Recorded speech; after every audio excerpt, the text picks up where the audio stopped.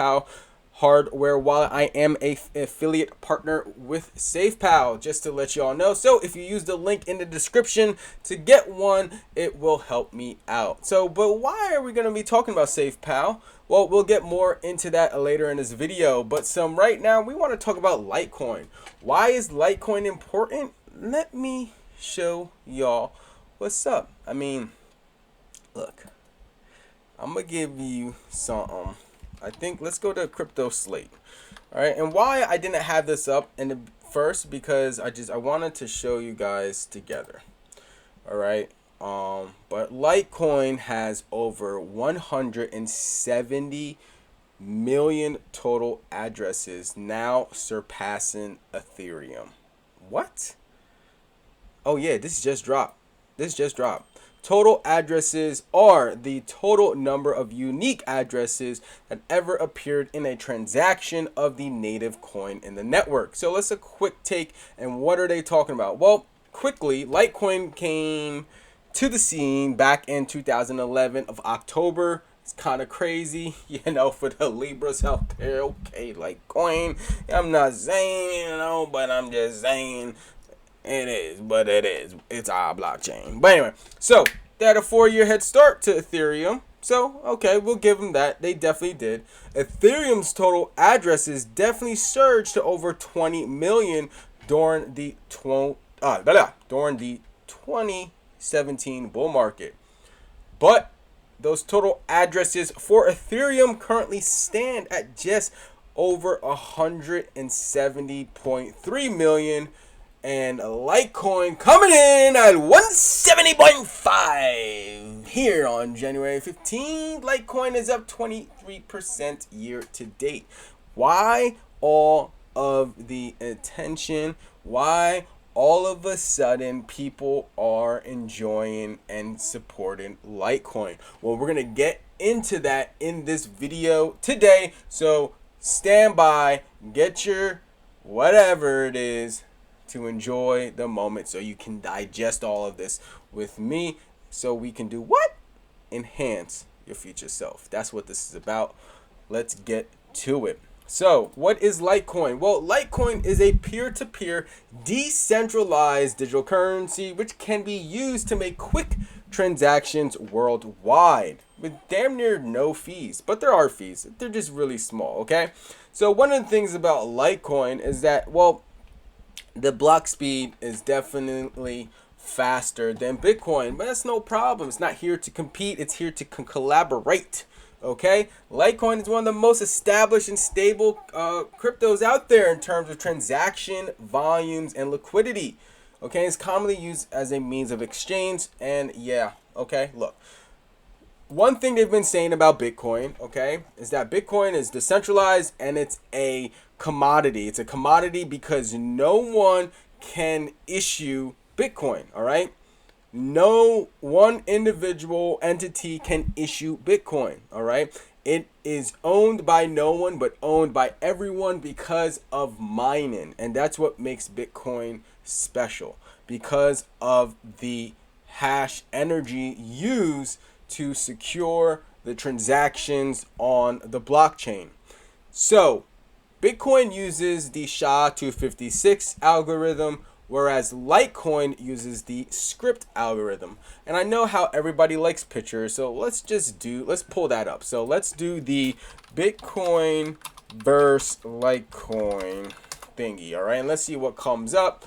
Well, let's see. Let's use a Vistapedia. I don't know if I really want to use this one because they don't have pictures.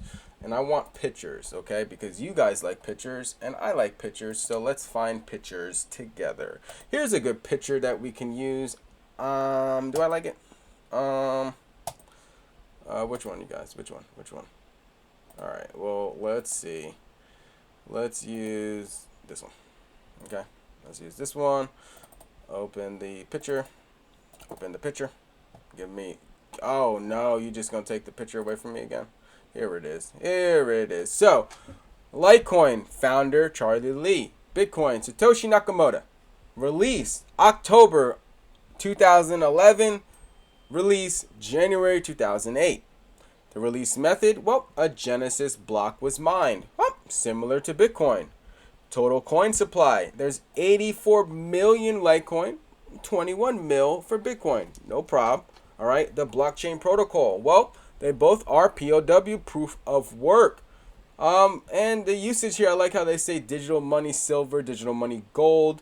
All right, I can see that a little bit. All right, privacy, yes. Trackable, yes. Okay, cryptocurrency used like Satoshi. Okay, the symbols LTC with that. All right, with the L with a little line through it there. We got BTC with the B with the two lines on the top and the bottom. Cool. The transaction fees about 0.001 LTC average. Well, on Bitcoin it varies based on the load on the blockchain. And the algorithm uses the script algorithm for Litecoin and SHA-256 on Bitcoin. And the block times, this is one of the most important parts of that is, Litecoin, we're sitting at 2.5 minutes, where Bitcoin, we're about 10 minutes. And I honestly, I love both of them. Okay, this is not about which one's better than the other, has nothing to do with that. I support both of the blockchains. They both have a place within the new ecosystem on the global stage, in the global ecosystem. So that's what it is. The cool thing about it is Litecoin to me is kind of like the story of the three bears. The middle one, the middle porridge, the one that's just right. Okay. 2.5 minutes is fast enough but slow enough at the same time. Okay, fast enough to help you interact with it and to transact with it and to send it here, send it there, but also slow enough because you also want to make sure that whenever you are sending money or digital assets or real assets, whatever it is, you kind of want that how do I call it? What's the word? I don't know what the word I'm looking for, but you kind of want that layer, those multiple layers of security, and just also at the same time multiple layers of validation and finality. And what do I mean by that? Not on the actual blockchain of itself, but just saying like, hey, if I'm going to send you some Litecoin, all right, I want to make sure that, all right, I really want to do this, taking the time to get the right address, taking the time for the blockchain to do it and for it to get to you. There's nothing wrong with with just a little bit of delay when it comes to sending transactions. Whereas you may have other ones where it happens in an instant, but that as fast as it comes, as fast as it goes, that kind of bothers me just a little bit. It makes me a little bit uncomfortable. So I don't mind the 2.5 minute block time, and I don't mind 10-minute block times for Bitcoin, because for one thing, when I gather and accumulate Bitcoin, I'm not looking to get rid of it. Okay, I'm not looking to get rid of Bitcoin, so I don't mind that it has a long block time. All right, if I want to transact with you, maybe I might, swap it out for some Litecoin, and then we can do the biz on the Litecoin. That's totally fine with me, okay? Or you can swap out Bitcoin for Ethereum. You can go do yield farm and do whatever it is. Blah blah blah blah blah. You know what I'm saying? That's your prerogative. You do you. That's what it is. But the one thing that we have to understand is that Bitcoin and Litecoin are totally different from every other crypto. Okay, Bitcoin and Litecoin is Batman and Robin, and then everybody else is just everybody else in Gotham City. Okay, Ethereum, Algo, Cardano, Gala, not Doge, Matic, why am I drawing? But just Shib. Just all these other EVM compatible blockchains and out there that or protocols out there. It's still based off of Ethereum, which is fine and all, but at the same time, it's a security and somebody issues it. Okay, let's just not let's not paint funny pictures on whatever. Like, I don't know why I said that. I don't know how that it correlates, but whatever. Just go with it. But my point is that look, Bitcoin and Litecoin, nobody issues. No one's in charge of issuing the coins.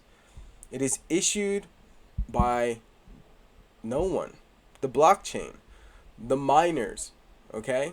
Ethereum, there's a small group, all right, that owns it. It's a digital security. Bitcoin and Litecoin are commodities, all right, because there's no one in charge that issues Litecoin or issues Bitcoin, okay? It doesn't work that way. And both of them have having um, uh, uh, um, built into it. So you also created digital scarcity at the same time. All right. So that's why Litecoin is also just as valuable in my eyes as Bitcoin. And both of them need to collaborate and not compete. And I don't see them competing at all. I don't see it competing at all. But I don't think people have come to that realization just yet. But it's starting to happen. And honestly, we have to thank Ethereum. We really have to thank Ethereum for the growth of these transaction addresses surpassing Ethereum. We do, because you see what Ethereum inadvertently did.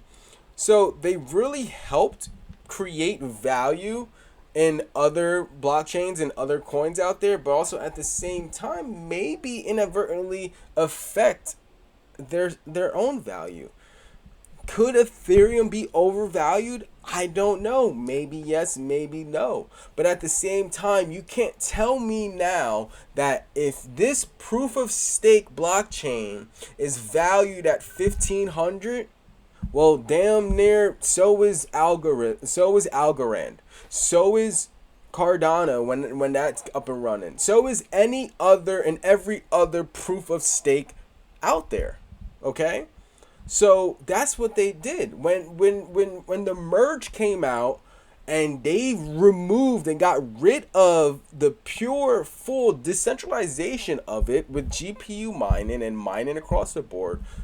They inadvertently, essentially, kind of, in my opinion, just overvalued themselves.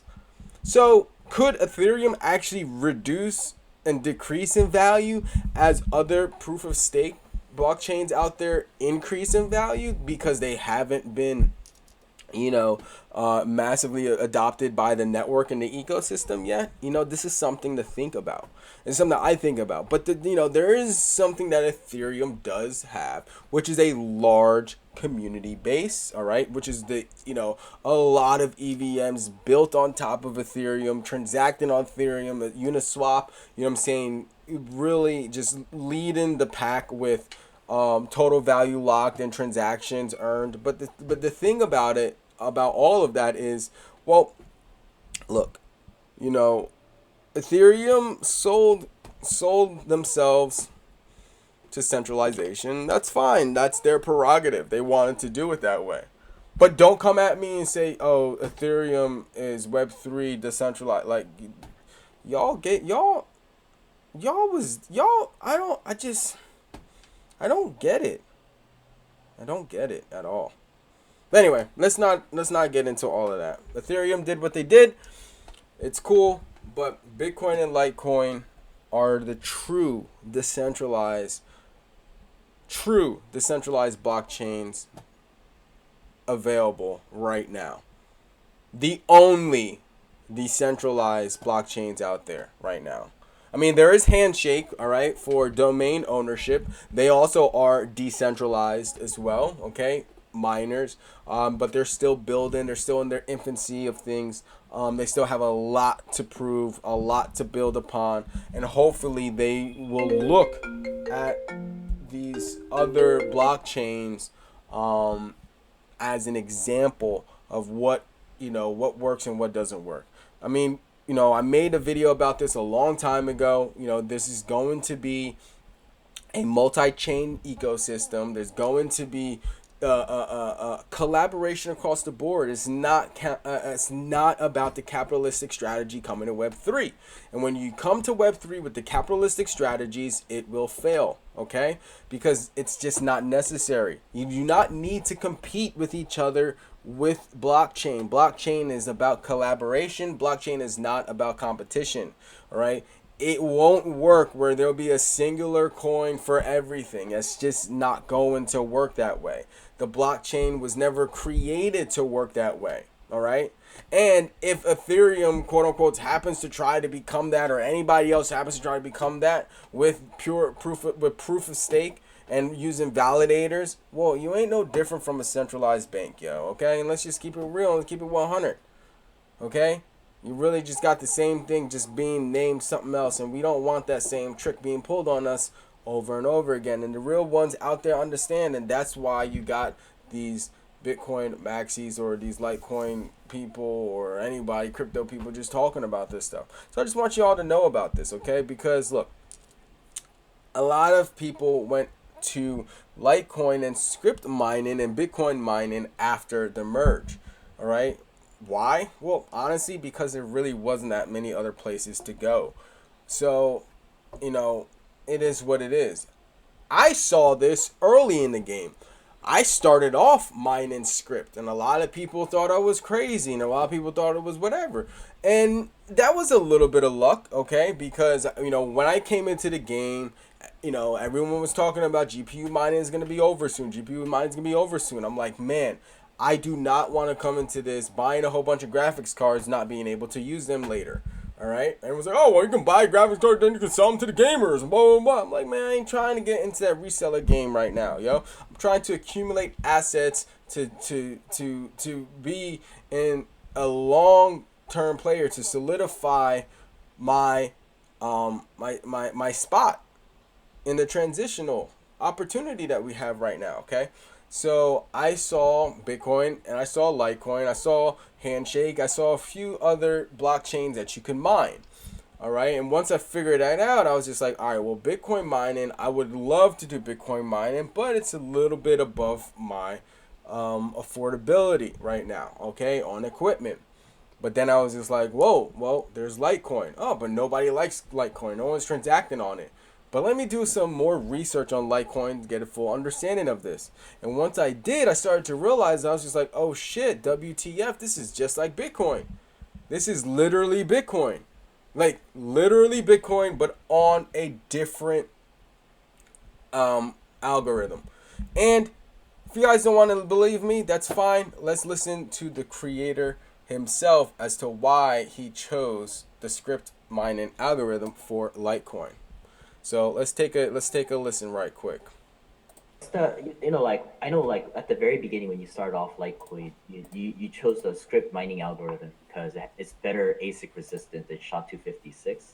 What's the state of Litecoin mining nowadays? Has everybody just come completely over into ASIC? Yeah, so it's a bit of a, I guess, revisionist history to say that I chose script to be ASIC resistant, because back then when I launched Litecoin, ASIC wasn't even in the picture. Like Bitcoin ASIC mining was still a possibility. Bitcoin was GPU mine, and people weren't really doing ASICs. I think FPGAs didn't even come out for Bitcoin yet. So when I chose script, the main reason is just to make it so that Litecoin, depending on a different set of miners than Bitcoin, so that it wasn't competing for miners. And because I saw that with Namecoin at that time, because it was competing with Bitcoin miners, it caused a lot of, basically what you're seeing with Bcash right now, with Bitcoin Cash, is what happened 6 years ago with Namecoin, and Bitcoin Cash didn't learn from that. So I realized it was not a good idea to compete with Bitcoin, because you're always going to be the small dog and you're going to get like whipped around. So choosing a different... All right, let's pause right there. What did he just say? He said it is not a good idea to compete with Bitcoin because you will always be the small dog, right? So it doesn't matter that Bitcoin has or like one coin supply has 100 million or 200 million or 300 trillion, so you can have a million coin. It doesn't matter. All right, sitting at 21 mil, and he's like, yo, man, you can't compete with the OG.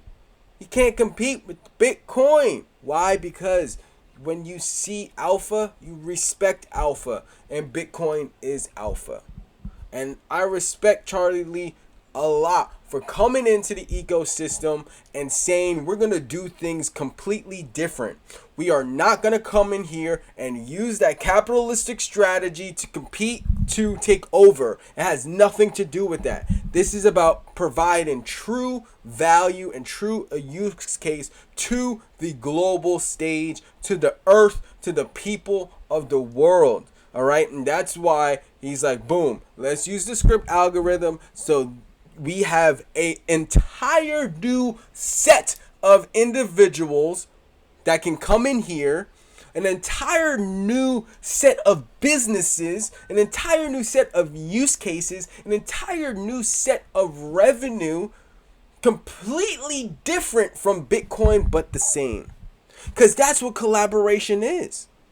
So he's like, boom, we're not going to compete over this SHA-256 ASIC. So what does that mean? Like, he's basically saying, like, look, there's no reason to come in the game, right? And you're going to sit there and be like, oh, well, company A is making this equipment to mine Bitcoin. So let me come in so then that company can also make equipment for me. All right? So that is the capitalistic strategy, thinking about yourself. But when you come in and you think about the actual ecosystem and the miners themselves and the people that will use the blockchain from that perspective, you like say, hold up a minute. Now, if I do that, I'm going to make it more difficult for that individual or for that new company. They're going to sit there and say, I don't know if I should buy equipment to mine Bitcoin or if I should buy equipment to mine Litecoin. But when he did it this way, now the user has options and choices. And now also has the ability to mine both. Bro. Yo. Checkmate. Checkmate.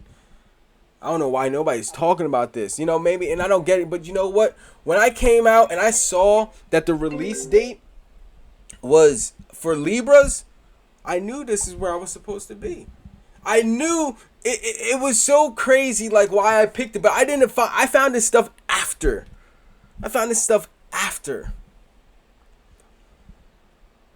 It's funny how life will point you in a direction and prepare you for something you have no idea that it's preparing you for, until all of a sudden one day the light bulb kicks on and you're just like, yo, I didn't even realize that I was ready, but I'm ready.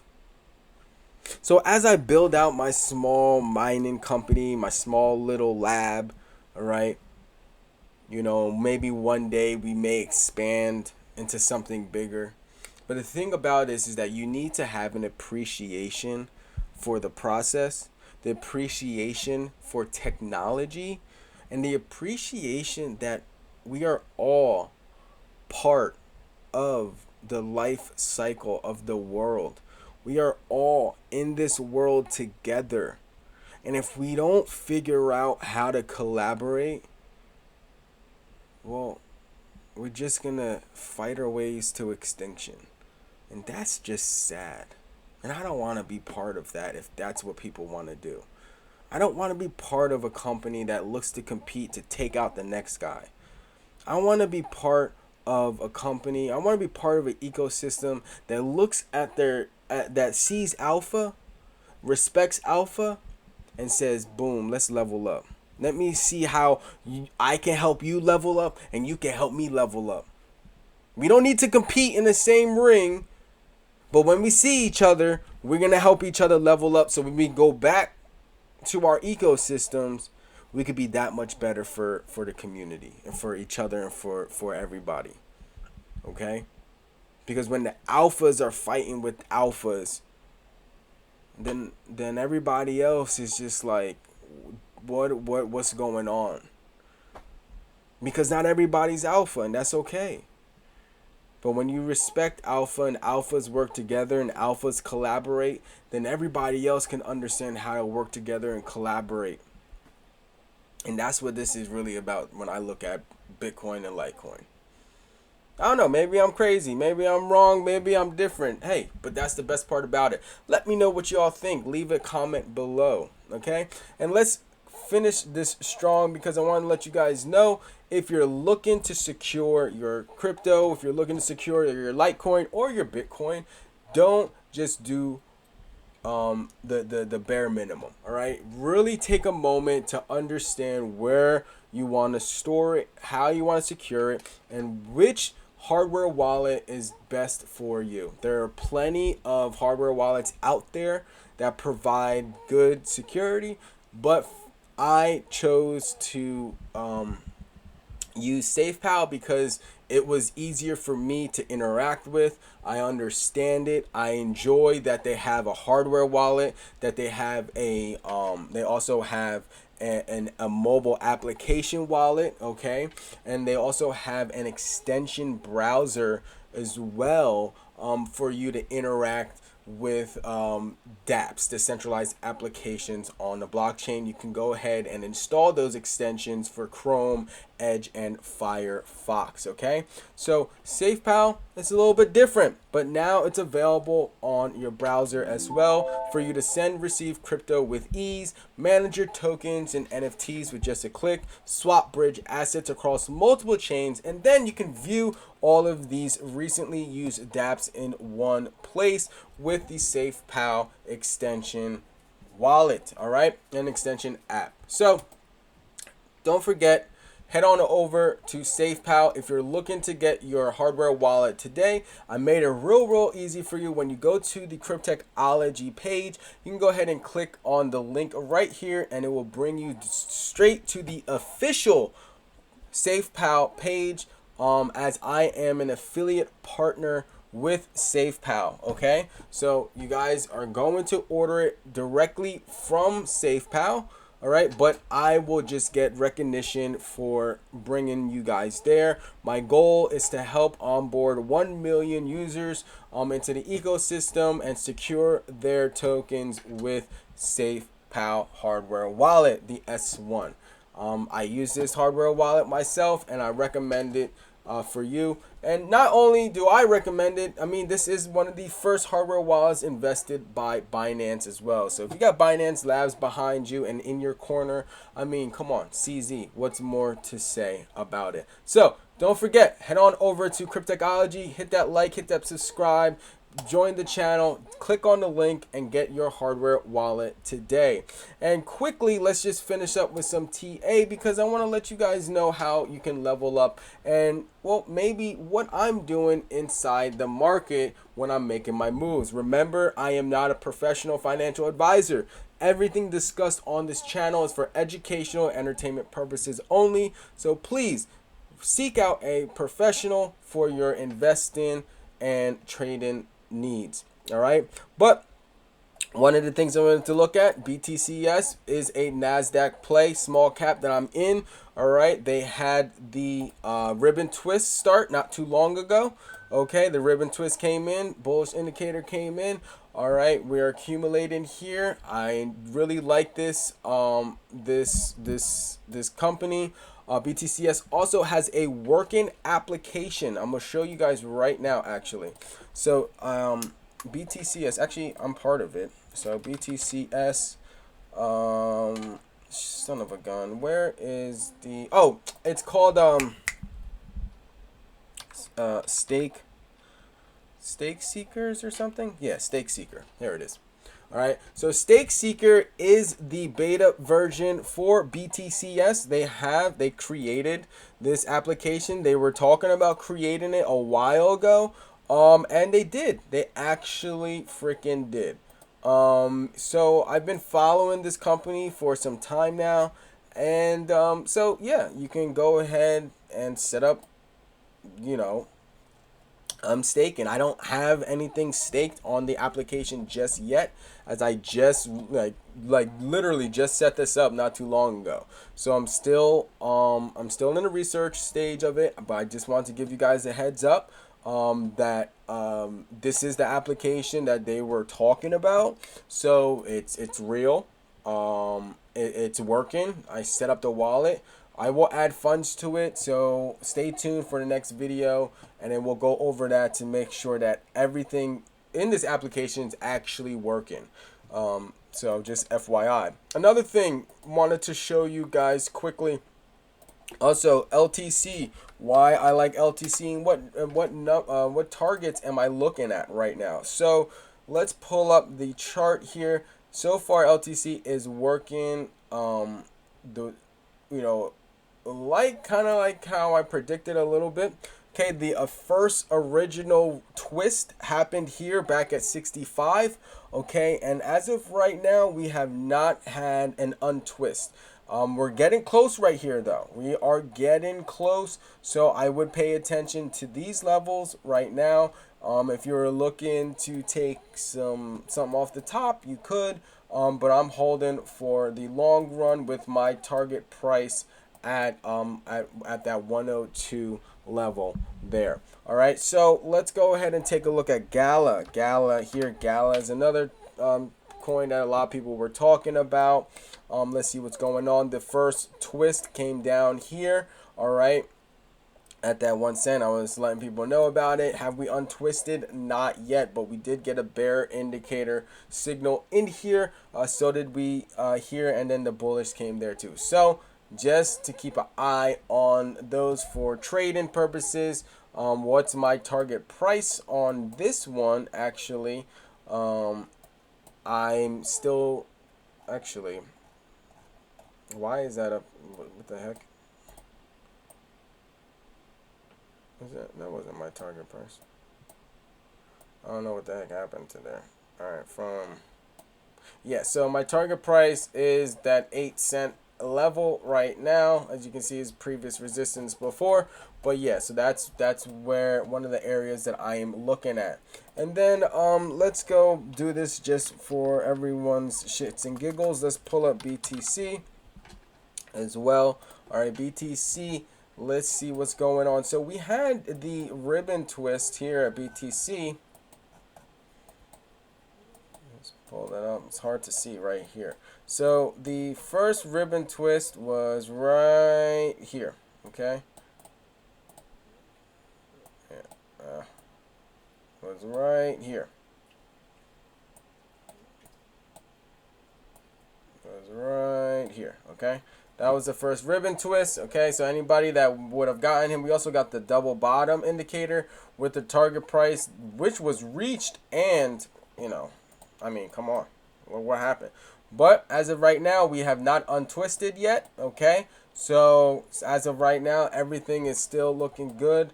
Target price for Bitcoin is $100 bazillion. Okay, I'm not ever selling my Bitcoin. And last but not least, for Ethereum followers out there and supporters, as you can see, I don't have any Ethereum whatever, but let's pull it up. Let's use let's use this one. So Ethereum right now did get a double bottom there at that 1,000 level. Let's see if we got a ribbon twist here. So we did get a ribbon twist here, as you can see. So this is all fresh, guys. I haven't even used this because I'm not trading Ethereum right now. But we did get a ribbon twist here at the 1200 level. And right now it's looking good. This is our target. It didn't reach the target yet, but the target on the double bottom is 1,626. It's approaching that target. Will it surpass the target? Maybe. Or will it fail? I don't know. But that is something to pay attention to as well. We are really hovering at the